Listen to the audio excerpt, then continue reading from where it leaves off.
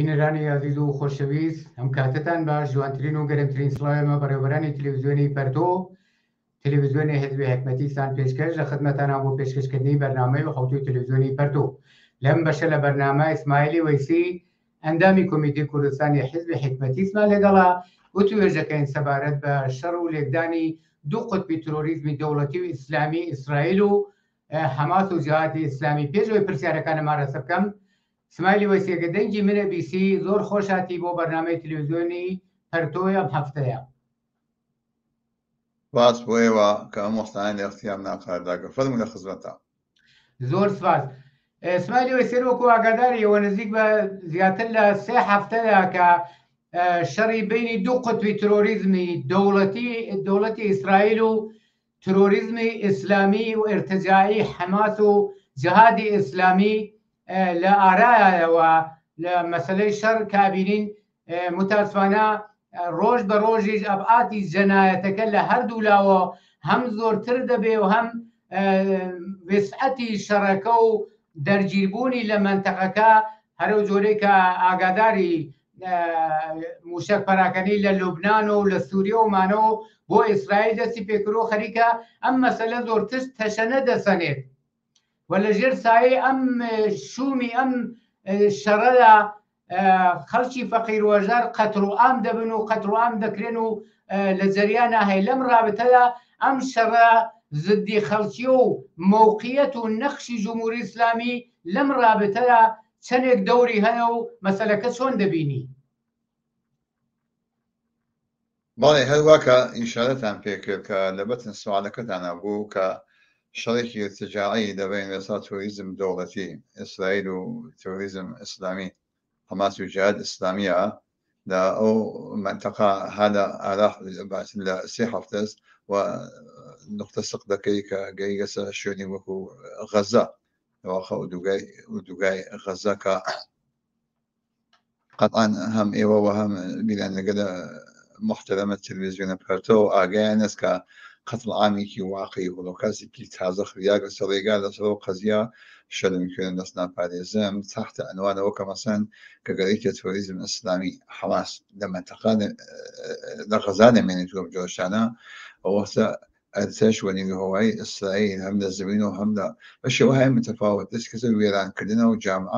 جامعەی کە بێسا غەزا کە خۆیان معتەرفن حدوداً بانتن 8,000 نەفەر تایسەکانە زەخمی بووە کوژیاگە ببەخشێت کوژیاگەوە چەندین بەرابەری زەخمی بووە ئینسانەیە کە مەسەن حتا 1/3 لەو بێستا کەسان جەمەکە کوژیاگەن ئەوەستە حتا بگرە باندیجەکە مناڵ ئینسانهایی ساڵمەن ئینسانهایی کە بێسای دەسەڵاتیان یان ئینسانهایی کە بێستا مردمێکە بەنسبەت ئەم دوو جریان دوو قوتبە تێۆریستیەوە ئەوەختە گیریان کردە و بە هیچ شێوەیەکی خوازیانەوەنی کە بێستا ئەم شەڕە تۆریستیە پەرە بسێنێ ئەم شەڕە تۆریستی وجودی بێت و خوازیانە بە شێوەیەکی مسادمان بە شێوەیەکی ئینسانی بە شێوەیەکی جلوس و حەساوی تر دوای بێتەوە هەر مردمێکە بەسەن هاتکن کە مردمێک کە لەو مەنتەقە زیندگیەکەن دوای بێتەوە کە هویەتی کازە هویەتێکی جۆری بێستا بنەوە مسلمان و یەهودیان لاک بنەوە توێڵیانە بنەوە کە هینەکە نوێم جۆرەشتانە ئەوە نەمێنێت وەکو ئینسان بەرەو مەبنا کە بێستا شێوەیەکی ئینسانی شێوەیەکی بەسە بەرابەر بە یەکۆ زندگی کرد بە هەر زوانی قساکەن ئەمە واقعیتێک کە بێستا لە ئەو جامعە کە بەناو جامعی بێستا مردمە فلستین و بێستا جامعی کە بەناو چوارچێ بەناو بێستا دەوڵەتی ئیسرائیل کە کێشاگیانە کە بارها نیشانیان داگا متاسفانە ئەم وەزیەتە هەدا ئالا نکتەی من بێژم کە لەسەر ئەم قەزیە کە مەوقعی جمهوری ئیسلامی چەس بعدەن گەڵمۆ سەر مەسەلە بێستا خەتەرات پەرەسەندن ئەم بێسا شەڕە ارتجاعیە کە تەحمل بێسا بە مردمە کاریگەر و زەحمەت کێش و ئەکسەریەتە مردمە کاریگەر و زەحمەت کێشی کە بێستا لەو چوارچێوە لەو جۆرافیا کە وجودی بەتابێت لە هەزار بێسا بە جۆرافیای شارە غەزە بەوە مردمێکە وتمان قەتڵ عامیانەکە واقعاً قەتڵ عامەکە واقعاً بتەقریباً کە بمبارانەیەکی شەدید کە ئەو مردمەکە وتمان بانتر 9,000 نەفەر دایسین بووگە دوای بێتەوە 1/3 کە مەسەن مناڵ ئەمە نکتێک بەڵام جمهوری ئیسلامیشە بڵێنە ئەوەی کە واقعیەتێکە لە كل منطقة بإصلاح تيوريزم إسلامي إسلام سياسي كراسك كوانا قدرة الجمهورية الإسلامية وداري ودسكاي متفاوتة كوجودية بشرية متفاوت كمثلا زندگی مردمی لو منطقة لإيران تباكر فقر وفلاكة ونداري وبدبختي بأو جامعات تحمل كجراني كمثلا أي بي مثل بلام كل درامة قد جاود أخوان شفاوكن كل درامة هاي كمثلا لو جامعة وجودية سوريا اختيار مثلا جراني مثلا سازماندية حشد الشعبية حزب الله نظام حوثية كان وجرعان حماس وجرعانات المتفاوتة بيصير توريزم إسلامي لسر تاويك بتوانيد مواقعيتك حكومة الإسلامية لان هي بعنوان حكومتك الداخل لنا لباس سياسي اقتصادي اجتماعي فنيون دبو بس تاقاري قرقا بقول وهيج ريقا حدي ريقا شاريكي كمثلا بتواني كجوابي زندگي عمر نبيت كمثلا احتجاجاتي كمثلا بقدرين السال هاي قبل كاتكا دا شواسوي كتسي في كلهم جلشتانا كمدة يكسر كديجي كشا وقت خواست مردم خواستيا بس جمهورية الإسلامية مشيت جمهورية بس عقيدانا وكجمهورية الإسلامية عنوان حكومتي كمسببة عاملا كل أنبت بختي بشاري ونداري ودوائبته كفقر وفلاغة وتحمل بتسيتي وبيصاب كنت كان كارو خياباني راح بكريدان الرحام فلسندن اعتياز بنهاية متفاوت وحتى بنوع إخوان معترفين بيصاب خطلها ناموسيك خطلها ناموسيك بيصاب مثلا ما نيجي جمهورية إسلامية خشونة هاي فلبدان بخشونة اجتماعي كجمهورية إسلامية عملية ومردم هات لما يعني وإعلام يعني كجمهورية إسلامية شيء بشيت والجمهورية الإسلامية بمواقفة وميديا بياكل كجمهورية الإسلامية بيسر نقول على رغم ما كنت لا شك جامعة مأيوس كان أميدي كات أميدي كا وبيصا قدر قدرتي خوي نشان بعد جرشتانا والله بيصا مك أميدوار بوصل كجمهورية الإسلامية أشيء برو أكيد جيب برو خير والتلاش وكبير خوينا وأما زاني على هذا مو كمان سنتو تواشاك كأمثال للصادوج بيصا كشتنا محسا يا جينا أمينيا ده بيسبن شاي وزاو جواسو يكا كبيصلا كل دمو دسكا قد بيصلا سركو قد لأثاش لأسبان لبسيج لبيصلا خبرشين لأنواع أقسامي بسيج كل سلو قزيو كبيصلا بتواني نيري اللو استراتيجية حركتي كبيصلا احتاجي علني اجتماعي عليك بيه تسيها كبني مثلا الميتاي كمثلا كشت يوكا بحثوي كمثلا الشيلات جاكا بإصلاح مرتجع لك داني أجا بعنوان بإصلاح حجابان دي دا مثلا قضية كستريان كمثلا إنك بتبخر كده كشتي يعني أما أنا مجموع مسائل هيك جا جمهورية إسلامية ده مش يجوز أحواله أو موقعية داخلية كمتواني أو بحرانة أو بحران أم يقمزون لباس سياسي اقتصادي اجتماعي كمثلا بحثوا كمثلا وسطيك ناجلة بجامعة لنا وجامعة تسليمية كبسا شبشيل بمواقفا جاتني على جوسك كبسا ارتجاع منطقة كبقول معلوماتي كأو إمكاناتي كلو جامعة كبسا خرجي ناكات بوقت شفايفي كلها سازماني دي اختياري دائما تاوي كبتواني بنوع دائما خوي زي للسورة وكاتوا وجمع مرتجعات لنخوي للبنان ليمن لا بيصا أو بشيء لفلسطين من وجهاد الإسلامي وحماس وأمجرشتانا والعراق كبيصا حزب الله وعشت الشعبي وأنواع أقسامنا وقدي كمثلا بتوين نسلم القضية أما نشاني وزك بيصا جمهورية إسلامية قديك أو هو مواقعيتك لسه الدنيا عيشة تلاش كان كبيصا منزمين بيت وبحث ويك بيصا جمهورية إسلامية شيء سنقول بيتهم جرشتانا كبنوع أجرسويد نخون دولا بنوع أن بحرانة كدوشارية ومعنى بها سياسية مصادية مش طعين فرينيا وأو بيصا كين كاتو معنا روبدروا مثلا بحث ويك مثلا من جنايتك مثلا حماس حفظ أكتب ذاك كرديهم جرشتانا قطعا جمهورية إسلامية كجمهورية إسلامية بيصا خوين بيصا أسنادي كمثلا صلانا من إنهام مليونين يكاتو معنا بلام نكتب يتبدو آية أم حركتي جمهورية إسلامية أما وقيدك الجمهورية الإسلامية كذلك بدأ سبيلتكم جلشتانا أيا أتوانيكم هيك وكبتوانيك مثلا وش هو اعتبارك وش هو اعتباري داخل إيران بقي فيها كنا اتفاقا أو شرائط وزحول بيسوك مثلا زديات عليه موجودية الجمهورية الإسلامية فتبقوا جلشتانا بقدرين لو هيك الجمهورية الشراس ارتجاع استفادة ديكات وأم جلشتانا وبنوعك مثلا زديات لقال الإسلام بالمع على بزوانا ولەگەڵ بێسا مەسەلەی فلستینە ئەم حرەکەتەی جمهوری ئیسلامی وەکو لە ئەو جریانات ئیسلامیە کە مەسەن کە باسی دەکەن جۆشانە ئەسڵ ڕفتی ئەمەمان ئەفڵ بێسا مردمە فلستینەوە نییە و بەحسیانەوە نییە کە بێسا گەرەکیان بێت کە مەسەلەی فلستین کە مشکلێکی واقعیە وی 70 ساڵەکە بێستا شەڕ و کوشت و کوشتار دەبین بێستا ئەم جریاناتە توریزم دەوڵەتی ئەوە هاتکن بۆ ئەوەی کە مەسەن تواشاگەین جریانات ئیسلامی کە مەسەن وەکو حەماس خودە مەسەن میت سازمان ئیطلاعات و ئەمنیەت ئیسرائیلی نیکرد سازمانی داگە بۆی کە بتوانێت عەلەیه بێستا ئەو جەمعی بەناو سازمان بەشەی بەناو جبهەیەکی سکولار و مۆجڵنێک کە وجودی و بێستا تەلاشێک کە بتوانێت کە مەسەلەی فلستین حەلکات و ئەم جۆرەشتانە ئەمانەی کرد دادەستی خصیصی یان جۆرەشتانە مەتا ئەگەر هەڵە بەر مەسەلەن قەزیا باشە جمهوری ئیسلامی گرێکی ئیستیفادەی سیاسی لەم قەزیاکات ئەسڵ ڕەبتی بە مەسەلەی فلستینەوە نییە دوای بێتەوە ئەم جریانات توریزم ئیسلامی حەماس و ئەم جۆرەشتانەیش خۆڵیانوتی هیچ ڕەبتیان منافع بێستا مەردە فلستین نییە هیچ زەبط و ڕەبت و هیچ ڕێگە حەلیکیان کە حەل لە مەسەلەی بێستا فلستین ئینکەن ئەمە دووکانێکە کردیانەسەوە بە ئیستیفادەی بێستا سیاسی ئیدئۆلۆژیکی خۆیان دێکن وەکو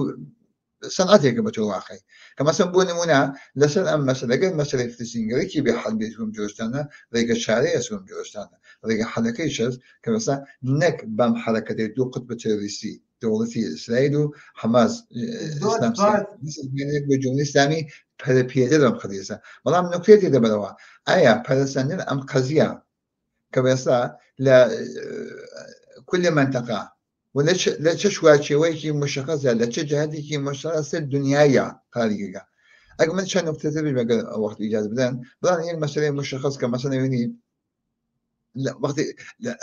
لا زال نصونو يكو كبيصلا كأمريكا إعلامي كالناس من يمين ناس من يمين الجهانية تواني كبيصلا سازمان بدأت وضعبري كاتب جوشتانا أبينين كنا أود بعض بيصيروا شكستي إخوات وإيسا كان أوزع أحوال الدنيا جوري تلقى قطب هاي التلبيصة تصميم النهاية لسه الدنيا قطب النهاية بيتون جوشتانا وأم حركته بشيكا لو حركته كمثلا أمريكا وإسرائيل وبيصير أقماركاني متحدين لسه الدنيا كبير كان كوتواني أو هجموني سياسي اقتصادي اجتماعية كوكو قطب بيانتي لتوا ك لبحراني كعزيمة وايد بعد بيصير ركودي اقتصادي كدوشاني بود نجات يابين بلام فلسطين ما قضية فلسطين قضية مثلا خطرناكة ويتبعيش بس كل منطقة بس أودي كوميونيكيت عقدي تبى البيت وأوي كوا بس لبين إيش مردمة أكثر مردمة كهذا قدر وزحمة كيش وكل أمم ك زور فرق توضيح كان ده هور إسماعيل هر وەکو خۆت بە وردی ئیشارە کرد و ماهیەت و ئەهدافی ئەم شەڕە زدی خەڵکیە کە لەو بینە فقط فەقیر و هەژارە کە لە بینە سر و سەفەندی جەهانی و منتەقەیە ئیشارەت کرد و تاسیراتەکەشت باس کرد کە بە غەیری ماڵوێرانی بۆ خەڵکە فەقیر و هەژارە هیچی تریتیان نیە لەم شەرایەتەیە کولەن جنبشی ڕاستی پرۆغەر بە نەوعێک نەک بە نەوعێ زۆر ئاشکرا وەکو دەوڵەتی ئالمان فەرانسە ئینگلیز هەموو ئەمانە لە شاید وڵاتانی تری ئوروپا وڵاتە چکۆلەکانی تریش ئەلامیان نەکردووە بەڵام ئەمانە لە کەناری ئەم سناریۆ و دیفاع لە جەنایەتەکانی ئیسرائیل ڕاوەستاون لەم رابطەیە هۆی چییە ئەم جەریانە پرۆغەربە کولەن لەلایەکۆ ئەگەر دقت کردبێ تا جارێک بازدەواکەن کە دژی جمهوری ئیسلامی مشخصن لە ڕاستی ئەمریکا بایدن وەکو سخەنگووی جمهوری ئیسلامی لێ هاتووە دەڵێ ئێمە هیچ مەدارێکی چیوامان نییە کە جمهوری ئیسلامی دەستی لەم رابطەدا ببێ و لە عینی حاڵا خەریکن گوڕە ناوگان و هێز و نیرووە نێرن بۆ ناو خەلیجی فارس و ئەمانە تاسێت دوو ناوگانیان بەڕێ کردووە و هێزەکانی خۆیان تەقویت دەکەن مەسەلەکە کولەن چییە بۆچی وە ئاوا بە گەرموگوڕی لایەک و ژێرباڵی جمهوری ئیسلامیان 40 ساڵە گرتووە نایەڵن کەوێ لایەک شۆن پرۆپاگەنداکەن کە دژی جمهوری ئیسلامی نۆمانە ئەم تەناقوزاتانە بە نەزەری تۆ چۆنە و کولەن لە زاوی تۆ نەقدی پرۆغەر دەبێت چی بێت لای چون یک مەسەلەی مشخص وقتی کە لە قسە بەرگینەکانمان ئیشارەم پێ کرد کە مێسا مەسەلەیەکە قوتبندی جدید دنیایە کە هاتکەس بەرەوە ئەم حرەکەتێکە بێسا ئەمریکا و ئیسرائیل کە لە بێسا قوتبێکە وجودیانە و ئەقمانەکەی و بەتایبەتەوە کشورهایەکە مەسەن فەڕەنسەس بریتانیاس ئەڵمانە کشورهایەتی متفاوض ئەوروپای متحدە کە ئیشارە پێکردووە جۆشتان لەپاڵ ئەمانە وێساکەن کە ئەم قوتبە گەرەێکی بێسا تحت عنوانەوە کە بێسا دفاع لە دموکراسی کات دفاع لە دموکراسی کات و جۆشتانە کە بنەوە کە لەو قوتبەندی دنیاییە کە قبول بعنوان ئژاندان المنطقة بعنوان ئاغای بێسا كل دنیا گەرێکیان بەقومەوە قەیەدێک کە تای سەعودیانە حفزی کەوتمان 1990 کە بێسا بەدەستیانەوە کە بعنوان سازماندەی نەزمەنیوینە جەهانی کەمان کون نەبوو نەزمەنیوینێک کە خوێنین بوو کە خوێنین بوو بێسا بە قەتڵ عام مردمێک کە لە عێراقا بووم جدەشتانە تحمیل بێسا ئەو مەحاسی اقتصادیە کە مەسەن حتمەنی وەش دەبیرتانە کە مەسەن باتندی 1 ملیۆن مناڵ لە بێتەوە جەرمانیان برد بێشیر خوشکیان برد كيتيش قالوا قتل عام مشتكلين جوشتانا كاين بو اما وقيد سكينه كجد كبيصا هو نكتة كوجود بابتوا كبو بس جهه بالجنوب سامي انا هميشه ارتجاعين كات كل الدول الغربيه امريكا جزاني كبيصا مردمي ايران كمال همتيان بسكا تسميميان قرقا امیدوارم با قضیه و اعتقادیان پیدا که جمهوری اسلامی به شیوهی انقلابی سرنگونی جمهوری اسلامی به شیوهی انقلابی من نمونه بیرموا باعث وای که تأثیرات مثبتی لكل منطقه خاورمیانه بید و ام جریان بسا ارتجاع اسلام سیاسی في مساعدة شمان كده دست الدنيا بسا فتيك بدش الأو كل غرب للراس شيء أمريكا نبي أم اتفاقا لأخبار وبطريق خلق دقيقا أنا عيشنا وأنا مشكلة أنا بقول معلوماتي جمهوري إسلامي بشوية انقلابي سنقول نبيت بوكا كل منطقة خاورميانا كوقتين بيتوهم جولشتانا أو وقت تحولات انقلابي بس سياسية اجتماعية تي أبو وجودين وبقول هذه ارتجاع شده حاشية السكولاريزم والمودرنيزم تدرو هات نظريم سكولاريزم ومودرنيزم لكل أو منطقة كمثلا قبل شجرة عرب وإسرائيل ومجرشتانين بيت لكل أو بيصير دول هاي عربية سكولاريزم وناسيوناليزم كمثلا ناسيوناليزم سكولار هات وبيشوا أو الجامعة بدو مودرنيزم واتهم جرشتانا كإن كانت جرشتانا متأسفانة شكست إخوات وبايتوا كإسلام سياسي كل حاشية وبو دعاء بدو قد علم كابيت بدوا جابوا شكا مثلا نعلن وضعنا وقت انقلاب صالح فتونو توسل بيصار غرب وأم جرشتانا كان يكريوا إسلام خمينيان هاوردوا بس يا حاكم يعني بعنوان رهبة الانقلاب بشكس يعني كيشا زد انقلاب إسلامية يعني كدوم جرشتانا وقت دعايته بنوعي وبدلوا نشانك دولتك إسرائيل إيران حاكمة قدرتي هز ودبا سياسي ومساء وبايتو كاتجاه لكل منطقة سادة بيتوا إسلام سياسي سيد الهاول جابوا يكا لم رابطة كأجل بشوية انقلابية جمهورية الإسلامية سنقول بيتوا معنا دعايته بالعكس كي هذواك تسهيلات انقلابية كالإيران وموجودة شون إيران بنا موقعي جيوبوليتيكي لكل منطقة هيتي وبنا بوسعتي بنا بيصا بإمكانات معدني كل أو هناك بيصا هنا كيف مهمة مثلا تواشاكا خالنا زبطة كاتبة آسيا المركزية أما تأثيرات كيتي لكل منطقة سكولاريزم مودرنيزم تدروا وجاهل بويا برجوازي الدنيا لحال هذا تلاشي وسكا بيصا جمهورية الإسلامية بشوية انقلابية سوى دس لدرجة البالية مثلا تواشاكا لا مختص سالقرد قيدش انقلابية زاوية شوى سويكا كان كريا أمريكا تو 6 مليار دولار آخرين يمكن ومفهومانيا كمثلا أو محاصيل اقتصادية مخالفين أو محاصيل اقتصادية كأمريكا وكالكينيكا بزايد مردمة نودو هجدة سن مردمة إيران هين كل جمهورية الإسلامية بدأ بش خاكري زيكوا وبوشت كتو أم جولشتانا كينيكا ومن لما وهل يلوز قلتم إجازة دي من بحث كان مثلا جمش راس كم صاب عنوان أو بروزوسين جمش راس بروغال ما ناو نشاني وكيهات يعني كم صاب خوازياري وانا كمثلا بيت خوازياري كجمهورية الإسلامية بشوي كان قابي سنقول بيت قالك يعني الزلوبان دي كان لبانوا دوایێتەوە بە شێوەیەکی مسادەمەت ئامیز بێنە بەرەوە و جمهوری ئیسلامی سەرنگون نەبێت. ئاڵ و گۆڵهایەک مەسەن دەینەکانیان بۆ وجود بێت ئەمە خواست متاڵبەی جنبشە بێسڵا ڕاستە.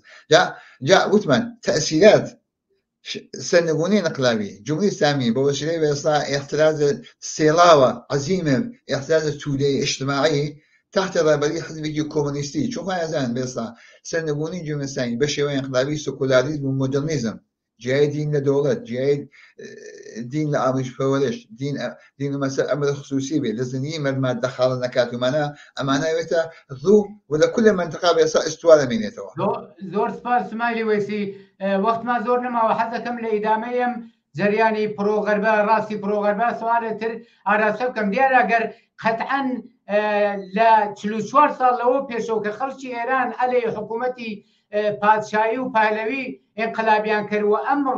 ڕەوت و خاستە تا ئێستاژی دامەی بووە بە پێچەوانەی میلی کولەن غەرب و لە ڕاستی ئەمریکا ئەگە قەرار بێ بێڵن لە خوارەوە لە تەریقی خەڵکۆ ئەم ئاڵ و گۆڕە ڕوو بدا و جمهوری ئیسلامی سەرنگونکەن تەواوی تەرخ و پرۆژەکانی ڕاستی غەرب و لە ڕاستی ئەمریکا ئەشەوێنە بەیەکە. سوالەکەی من لەم رابطەمەدا هەروەکو تۆش ئیشارەت پێ کرد ڕاستی پرۆغەرب بە دەوڵەتە قودرەتمەندەکانی و متحد لەم شەڕە لەم جەنگە لەم بازار و ماکنادە کە کردویانەتەوە فقط بۆ فرۆشی جەنگە بزارەکانیانەوە بۆ کوشتن و قەتڵ و ئامی خەڵکی فەقیر وەژار مشەخەسەن ڕاستی پرۆغەرب و ناسیۆنالیزمی کوردیش مشەخەسەن جەریانی عەبدوڵڵا مۆتەدی و خودی عەبدوڵڵا مۆتەدی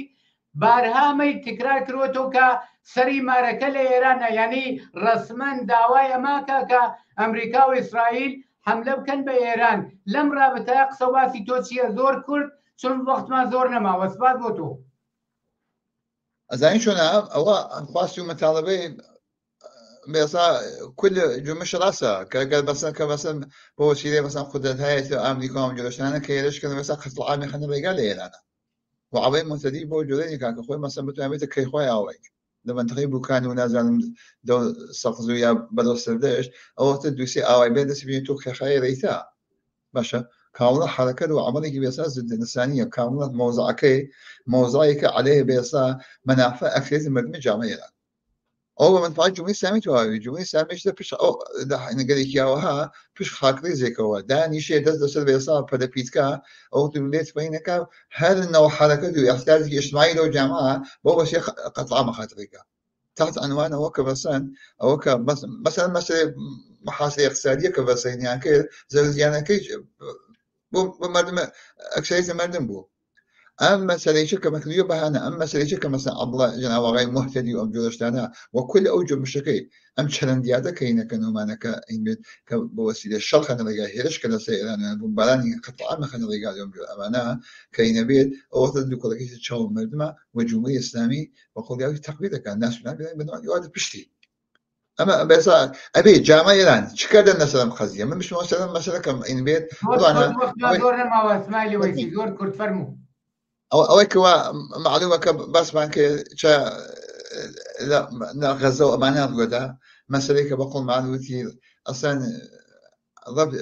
مەسەلەی حەماس و ئەمانە ڕەبتیان بە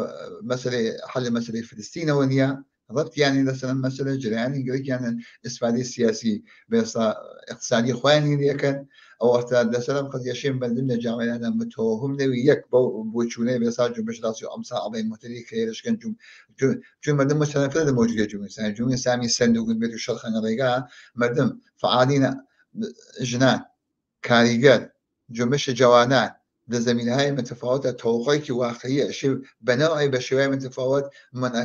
بەرامبەر بۆ قەزیە بێسن کە ئەوە ڕێگە حەلەکەی نییە ئەمە یەک دوو ئەمەش مانەیە ڕۆشن بێت ڕێگە حەلێکەوە وجودیە لە حاڵ حازرا کە بۆ مەسەلەی فلستین ئەوەتە بێ ئەملا ئەولا سەرێ ئەشی ئەم شەڕە بوێستکێت ئەو قەتڵ عامە کە لە غەزا خسیان لەسەر ڕێگا هین نەکرێت و کل لە ئەو پرۆپاگەندە کە دەوڵەت‌های متفاوت دنیای کە هێشتا ناتوانن شورای ئەمنیەت بگەین بە نەتیجەیەک گەیمە قەتنامەیەکەن کە بتوانێت بێسڵا